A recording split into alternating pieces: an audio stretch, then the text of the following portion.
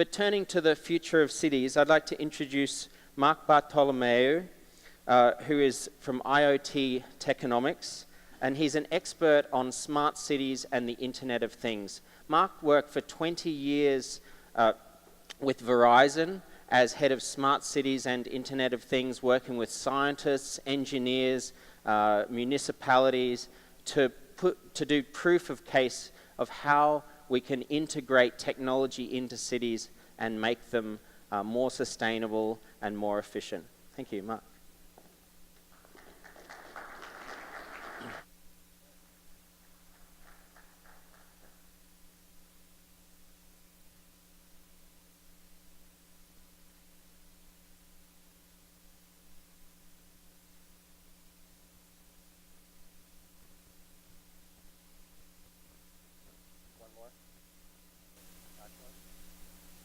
There we go. Okay, we're at the beginning here. Thank you very much, James, and good morning. It's a pleasure to speak to you about smart cities. And before we got started talking about smart cities, I did want to give you a little bit of background of what was going on 20 years in the machine-to-machine and the Internet of Things business, if you haven't been involved in the industry. But 20 years ago, I had started in machine-to-machine communications with Verizon, which eventually moved into wireless networks. And 15 years ago, I was meeting with our board of directors, talking to them about what the future of the Internet of Things looked like and machine-to-machine communications and how big this was going to be. And their eyes quickly glazed over, and they wanted to move to more important things like how we were going to connect cell phones to the network at scale and connect a lot of different subscribers. So not a huge amount of enthusiasm 15 and 10 years ago. We were connecting about 50,000 devices per quarter. AT&T was doing similar types of connections in the US, so about 100,000 connections per quarter. And in December of last year, Verizon and AT&T were roughly connecting about 1 million devices per month. These were irrigation systems, electric meters, gas meters, insulin pumps, cardiac monitoring devices, sleep monitoring devices, smart lights, municipal transit, and more than 20 million automobiles connected on the wireless networks between those two carriers. One of the things that I'm very interested in, besides the technology, is the economic viability and the environmental issues around the Internet of Things. I think that it's not a technology issue. It's about funding, it's about creating value, and it's about building sustainable growth. Because really, due to the accelerated growth rates that we see in our cities and the slow pace of infrastructure investment that we've seen over the past 30 years, we're just now beginning to see investment in that infrastructure, driven mostly around the concerns about things like rising water levels. And so, why now? Why smart cities now? What's driving these types of investments? Generally, what we're looking for smart cities are compelling events that will drive change, things like government regulations, government incentives, the demographic shifts that you see pointed out here on this particular graphic, and constituent demand. When we look at the demographic shifts, we see the accelerating number of people migrating to the cities, increasing the stress on urban infrastructure. There's a need for sustained economic growth, and not only is water being consumed, as pointed out here, at 2 times the rate of the population growth, but it's also growing more than 25% greater than the replenishment level. Transportation and mobility is certainly changing. We saw that yesterday in Javier's presentation, where mobility is moving more to a service, and we'll begin to see more and more commoditization of the automobile and various types of vehicles. Technology adaptation has been very difficult for municipalities, very siloed organizations. You had different types of conflicts between the transportation departments and the city works departments. Most municipalities now have brought in smart cities teams led by chief technology and chief innovation officers, and we're beginning to see this come together. And then the biggest issue is funding. Central governments like the US federal government are going to be offering up to $200 billion to try to tease out about $1.5 trillion in spending not only from state and local governments, but also from private investment. So how do we bring private investors into the smart cities infrastructure, not only to share in the risk, but to share in the profits, and give them special access for things like right-of-ways and tax abatement. So we are seeing those, and we'll talk a little bit more about that. But let's first define the role of the smart city. Really breaks down into three basic areas. We want to see efficient transportation. We want these municipalities to keep us safe, keep our families safe. We know that that's one of the big jobs they have to do. And infrastructure resiliency. In the case of hurricanes and earthquakes and other types of disasters, we need that resilient infrastructure. We have great cities throughout the world, large cities like Mexico City, Paris, London, New York. They've survived for centuries and centuries. They'll continue to do so in the future, but their economic growth is at risk because it may not be sustainable growth. So we have to improve transportation to reduce congestion. We need more public safety so that they can attract young technology workers that are driving the new economy. And we need digital infrastructure that will be as resilient as the systems that we've had in the past with the analog infrastructure. There is a question in your application, and I'd really like to get your insights on the question here. If you pull it up, it says, what do you believe are the biggest challenges for our cities? It's question number 1 in the Smart Cities section. So I'd really like to get your point of view on this.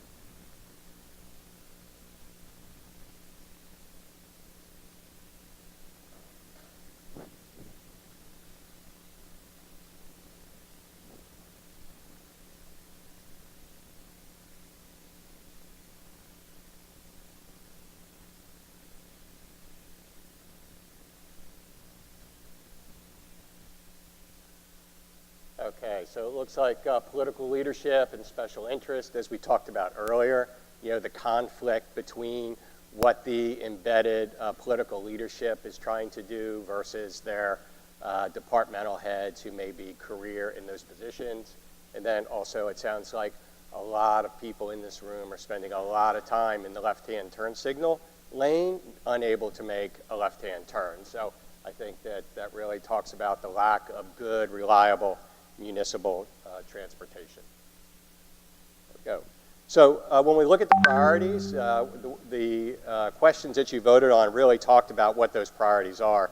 Sustainability for economic growth, public safety, the ability to reduce fatalities, infrastructure resiliency, and then the multimodal integration. We're seeing these policies now go into effect. One of the biggest issues has been the Vision Zero within the US and several other countries. Most of the transportation corridors that we're dealing with today were designed just for automobiles. But if you look at these transportation corridors, then not only are they being used for automobiles today, but they're used for bicycles and pedestrians. So we have very, very high fatality rates in these major transportation corridors.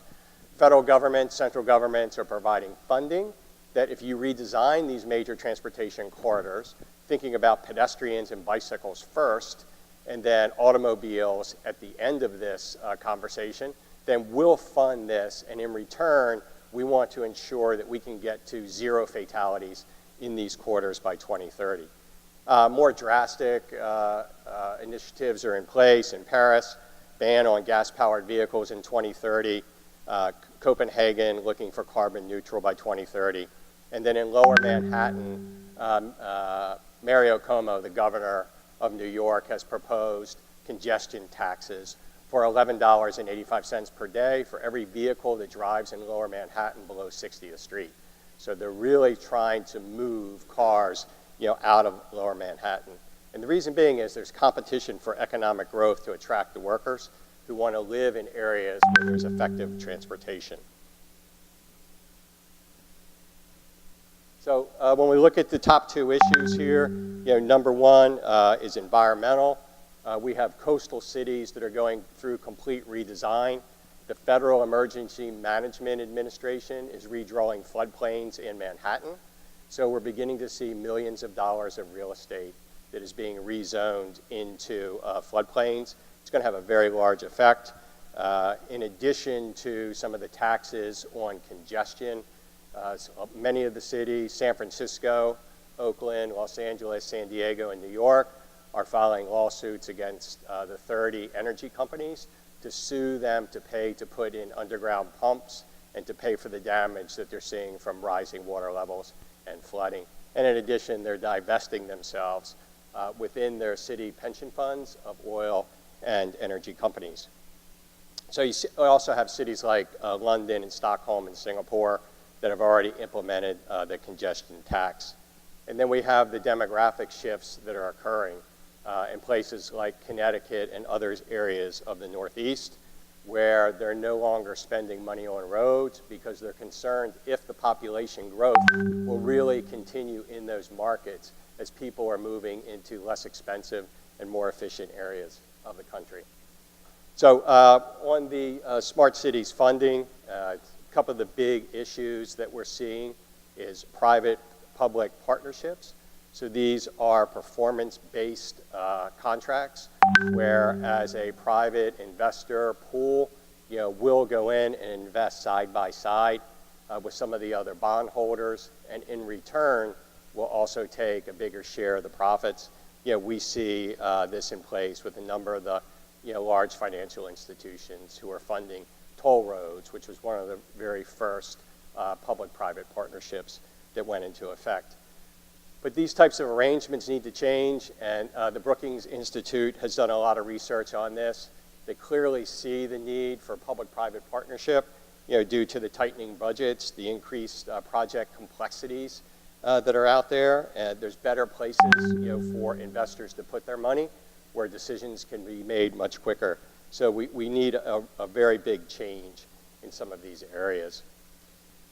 I wanted to take a look at some of the early adopter programs that are in place. Most all of the new developments for smart cities are modular. So these are cities within a city where we have redevelopment programs in areas like Hudson Yards in New York, which is on the west side, the old Hell's Kitchen area of New York City. Over 80 million square feet of office space, mixed use, retail, and commercial space.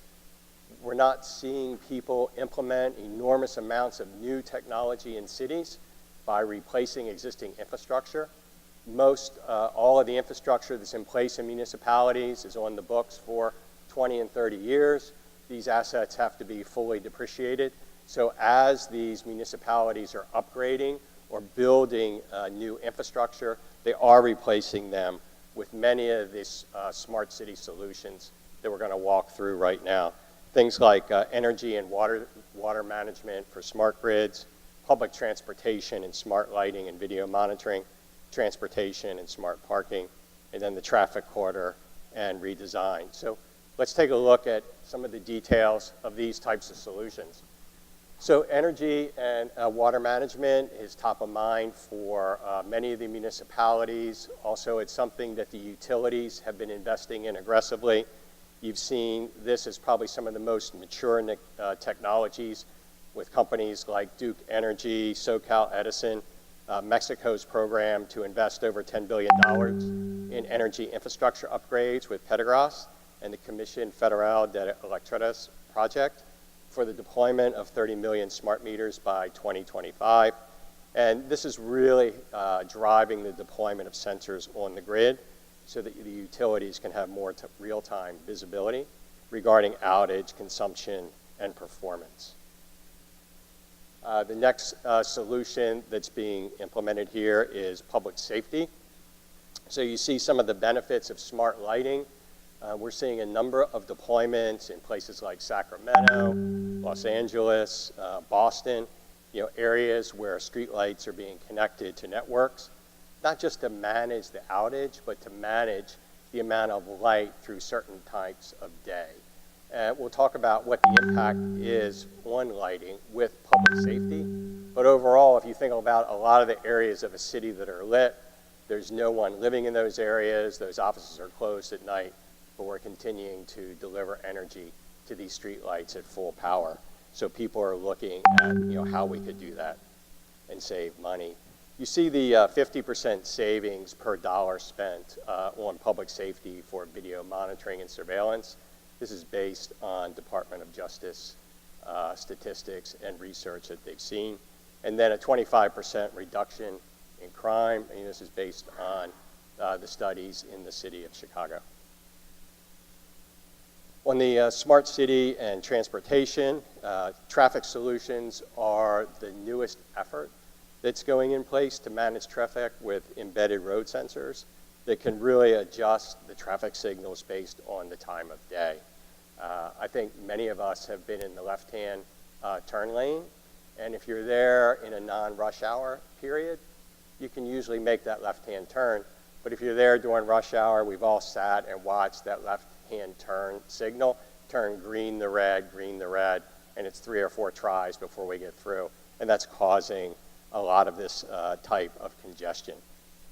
And you see some of the other issues around smart parking revenue increases. So municipalities have begun to connect their parking meters to the internet so that the traffic patrol people can actually look at their application and see what parking meters are getting ready to expire. So they've seen some big increases in revenue for parking.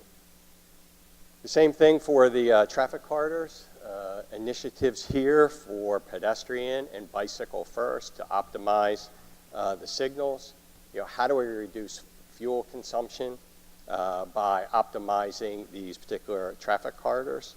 Things like we mentioned with the left turn signal optimization, notifying public works of high volumes of traffic in certain areas, sending that information to digital signs to alert us, the drivers, that there's a better route that we could potentially take, and using these network centers to really fully integrate city services.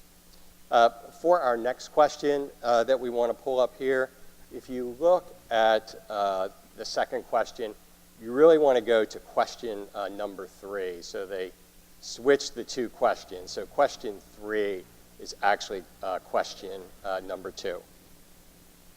And this is Guadalajara Smart City Council states that smart city embedded sensors will improve which services?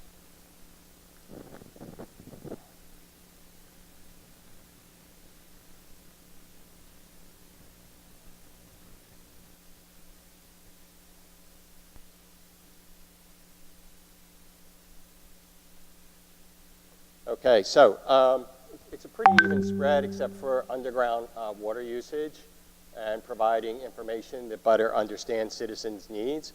But Guadalajara Smart Cities Council has implemented these programs, and they're attacking all of these particular issues. And their Smart Cities Council is being very, very aggressive in this area, and they are trying to really become one of the dominant smart city infrastructures within Mexico, and they've set some pretty aggressive goals. And one of the reasons they've set these goals, and one of the reasons that the answer to the questions really becomes all of the above, is that in order for smart cities to really work, we just can't address things like traffic corridors, or water, or energy use, or public safety. We have to integrate all of these different solutions, because if we don't, they're not economically viable. About 12 years ago, IBM launched their program entitled Smarter Planet. And I had the opportunity to meet with former Mayor Michael Bloomberg in New York on some of the programs that they were implementing. And it's really been about 12 years, and there hadn't been a lot of progress up until recently.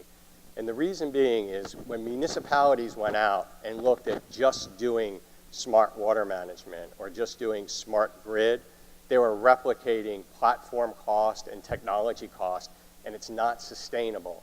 And even in your businesses today, where you have CIOs and CTOs, their primary issue is the long-term supportability of the technology that they're bringing into their companies.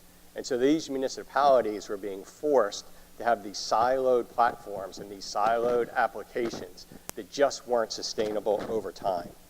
And in addition to that, If you remembered yesterday, we talked about how do you look across these disciplines to create as much value as possible. It was really about tying this information together, because when I look at smart lighting, I just don't want to know about lighting and my energy consumption. I want to know, how is that smart lighting also impacting public safety? So are there areas where I should have more lighting to keep people safe? Are there areas where we're doing economic development, like the South Street ports in Boston, where we want to attract young people, where I need more lighting? They just don't want to know what the traffic is in these municipalities and in these quarters, but what's the impact on pollution? So how can I reduce things like idle times? How can I get people into parking spaces faster? Because we know in a lot of cities, like Brooklyn and Manhattan, 30% of the traffic that's driving around on these streets, they're looking for a parking space. So it's important to tie all this information together.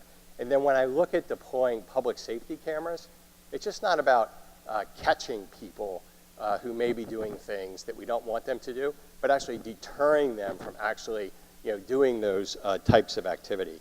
So overall, it's about better, more timely information and driving transformation and driving more information. There's another question in the application, which is question number 2.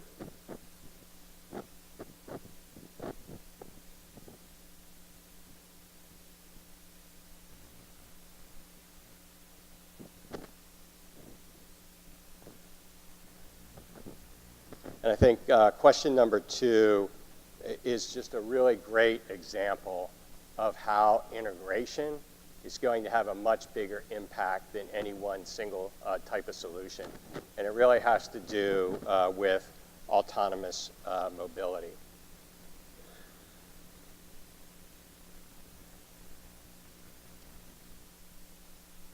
Okay, so this is a very smart group, as we know. And the answer is 2030, and we'll take a look at some of the specific timelines, and I think we'll also be surprised to learn what % of the total miles driven will also be autonomous. So there's a lot going on in this particular space. When we look at the intermodal transportation, we talked about how do we really change some of the driving and the driving behaviors and things like telematics. But the example of integrating technology across the functional areas to deliver more and more value is the autonomous vehicle. And the ROIs associated with autonomous mobility extends beyond just reducing the number of accidents that are out there and the safety. 94% of all the automotive accidents are due to human error. So what if we can completely eliminate that? What's the real impact there? Would people take more public transportation? Would we take our autonomous mobility to the local train station or to the local subway? How could we really run this to be most effective? So we have property savings in addition to reducing mortality rates. Because of a lot of the regulatory environment, we're seeing autonomous mobility first be deployed in private communities. There's a community in San Jose. It's a 55-plus community. They have private roads, so they are deploying these types of solutions in there. There's another community in Florida where they're just beginning to deploy autonomous vehicles. Again, private roads. It's a community of over 100,000 people, 55-plus. And this is going to create a whole new class of driver. So if you think about autonomous mobility, will we actually be increasing the number of miles driven in our cities?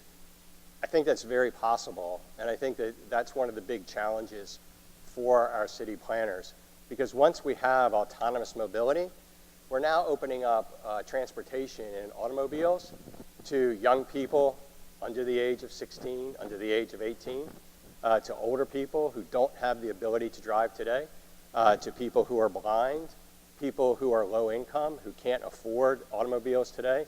They potentially will all be in these vehicles. And then what's the real impact on our healthcare system when we have the decrease in fatalities? And then what about insurance?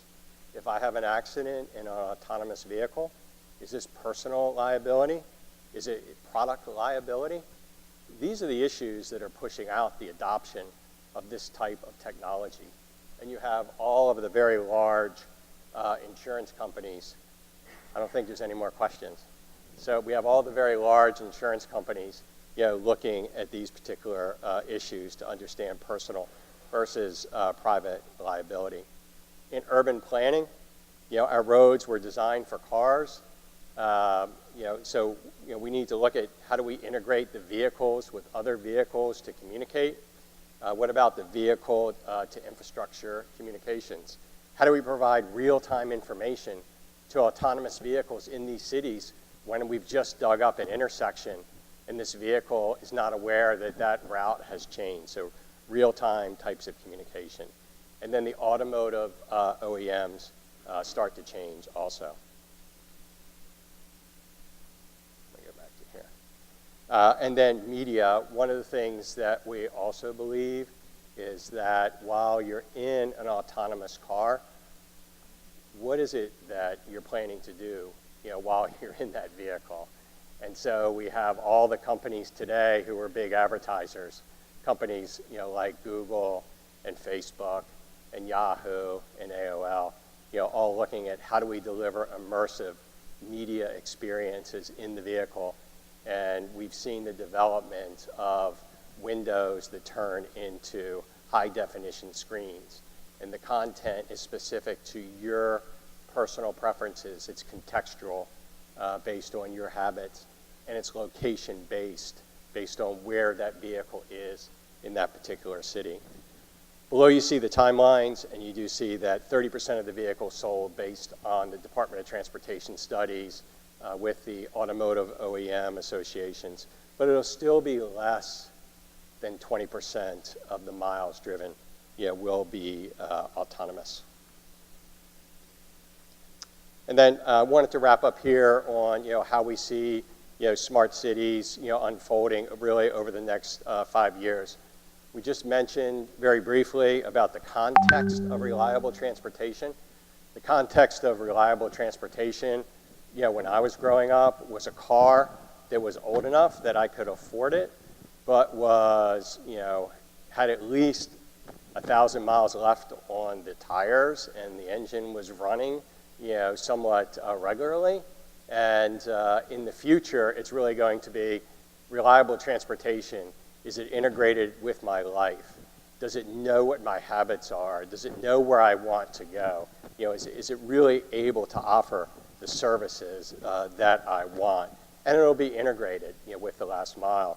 In a lot of countries today, when I make a train reservation, I can also at the same time make the reservation through Deutsche Bahn for things like the bicycle or the shared vehicle at the end of there. The public-private partnerships continuing to grow for funding, and the technology will be much, much more around the user experience and much less about the cost of technology. So I think that these are definitely what I refer to as problems worth solving, and these are problems that I think a lot of really great municipalities and cities worldwide are committed to working on. So thank you very much. I enjoyed speaking with you this morning.